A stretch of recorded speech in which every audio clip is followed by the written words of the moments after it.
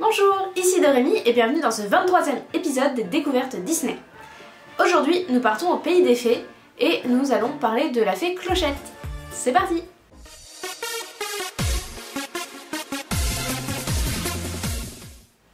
Comme d'habitude, cet épisode sera découpé en 4 parties.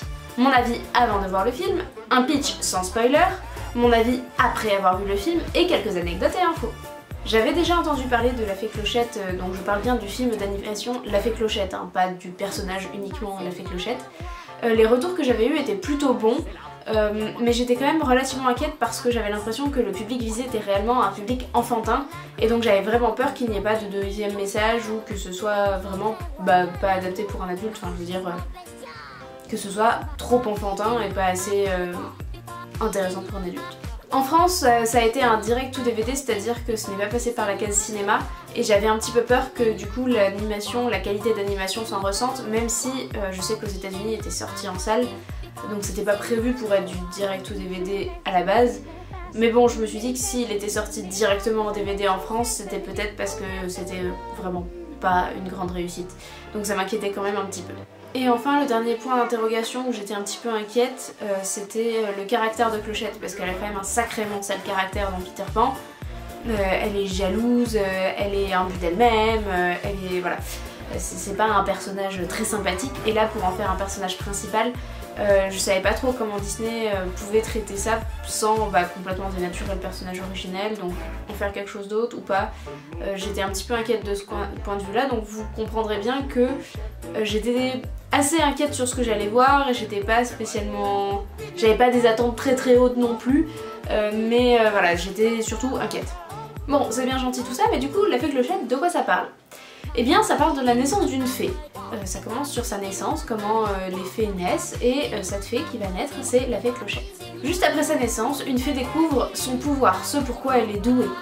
Donc Clochette, comme toutes les autres, va devoir aller vers ce qui l'attire et découvrir quel est son pouvoir. Clochette découvre alors qu'elle est une bricoleuse. Mais très vite, ce pouvoir, ce don, ne lui convient pas. En effet, le rôle des fées dans la vallée des fées est de préparer les saisons et d'aller les porter dans l'autre monde, donc dans notre monde, pour transformer, passer par exemple, en l'occurrence c'était l'hiver et c'est passé au printemps. Et Clochette est extrêmement déçue quand elle découvre que les bricoleurs n'ont pas besoin de se rendre dans l'autre monde. Ils créent des objets, etc.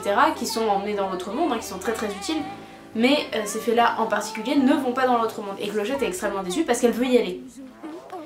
Donc elle se met en tête que du coup son nom n'est pas le bon, et elle essaie d'en changer. Et ça ne se passe pas exactement comme prévu. Nous allons passer à mon avis après avoir vu le film. Bon, je vous le dis tout de suite, ce n'est pas un chef-d'œuvre. Voilà, à mon sens, ce n'est clairement pas un chef-d'œuvre. C'est sympathique, mignon, mais très enfantin. Et voilà, c'est clairement pas le film que je recommanderais à quelqu'un d'autre qu'à un enfant.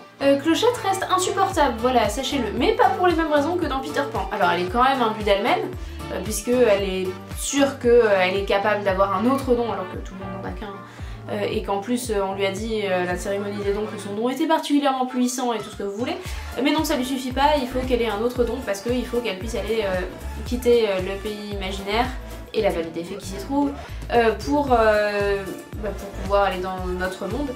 Et Clochette donc voilà, elle est vraiment sûre qu'elle est capable de faire autre chose alors qu'il n'y a rien qui lui laisse entendre.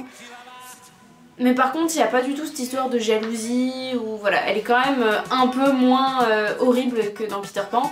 En même temps, il n'y a pas Wendy, donc ça explique. Mais j'ai trouvé ça vraiment dommage parce que du coup, c'est pas du tout le même personnage en fait. Ça reste globalement mignon, c'est pas non plus... voilà, l'animation est plutôt de bonne qualité contrairement à ce que je craignais, c'est pas fantastique mais c'est tout à fait correct. Par rapport à d'autres directs ou DVD qu'on a pu avoir, il n'y a pas de souci, vraiment.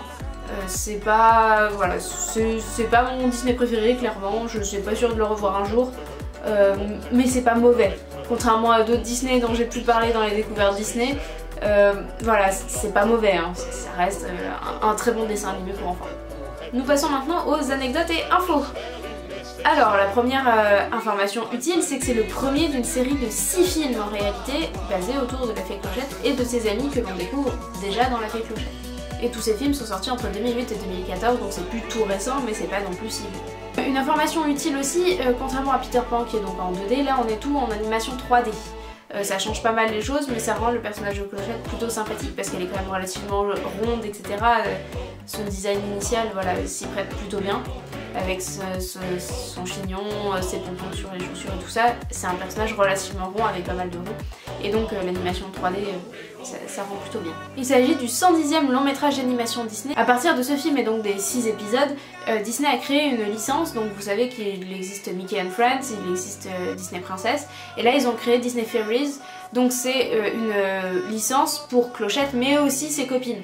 Voilà, il faut bien se rendre compte, et ses ennemis, hein, on est bien d'accord que dans la vallée des fées, tout n'est pas rose et tout le monde s'entend pas bien, hein, sinon il n'y a pas grand chose à raconter.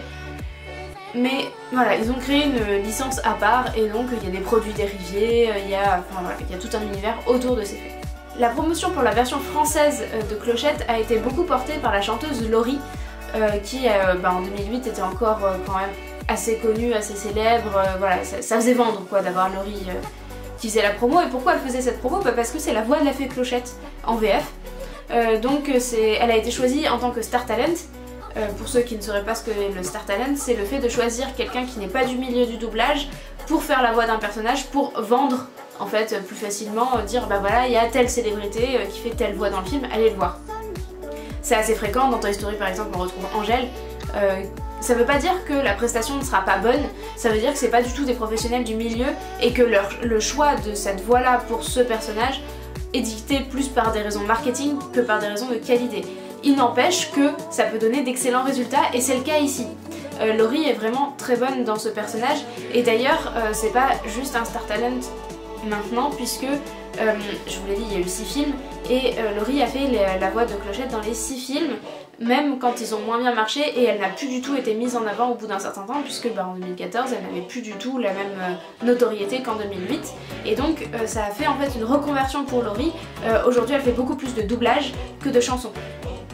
Donc il faut bien se rendre compte que le Star Talent c'est à la fois bien et pas bien. C'est pas bien parce que ça prend le travail de personnes qui sont déjà dans le milieu du doublage. C'est pas bien parce que on ne choisit pas quelqu'un pour ses qualités mais juste parce que ça va faire vendre. En revanche parfois ça se passe extrêmement bien et ça peut faire des reconversions très heureuses. Voilà, faut pas juste dire oh c'est nul, c'est du Star Talent. En l'occurrence c'est une vraie réussite et c'est vraiment un personnage qui a été suivi dans la durée par cette voix et du coup maintenant Laurie c'est Clochette, clairement. Et enfin, dernière petite anecdote, ces personnages on les voit très peu, que ce soit à Disneyland Paris ou ailleurs. Alors ailleurs, dans certains parcs, par période on peut les rencontrer, les amis de Clochette. Clochette aussi d'ailleurs. En Californie, Clochette a un point photo vraiment décoré. À Paris, on l'a eu aussi le temps de pop-up surprise pour les passes annuelles. Mais on a très peu les autres fées et anecdote intéressante, en ce moment à Disneyland Paris il y a d'autres fées et leurs maisons qui sont présentes pour la symphonie des couleurs parmi les décors. Voilà, donc je trouve ça rigolo de vous en parler parce que c'est des personnages qui sont très peu mis en avant dans les parcs et surtout en France parce que ces films n'ont pas eu énormément de succès et c'est intéressant de voir qu'en ce moment il y a vraiment quelque chose autour de ces personnages à Disneyland Paris. Et vous, est-ce que vous avez vu le film La Fée Clochette? Est-ce que vous avez vu les autres films sur La Fée Clochette, donc les 5 autres films? Est-ce qu'il y en a un en particulier qui vous a plus plu que les autres? Est-ce que ça vous intéresserait que je fasse justement une vidéo sur les autres films, que je les regarde, je les ai pas encore vus, mais que je les regarde et que je vous fasse mon avis après? Dites-moi tout ça dans les commentaires, et je vous dis à très bientôt pour une prochaine vidéo. Des bisous!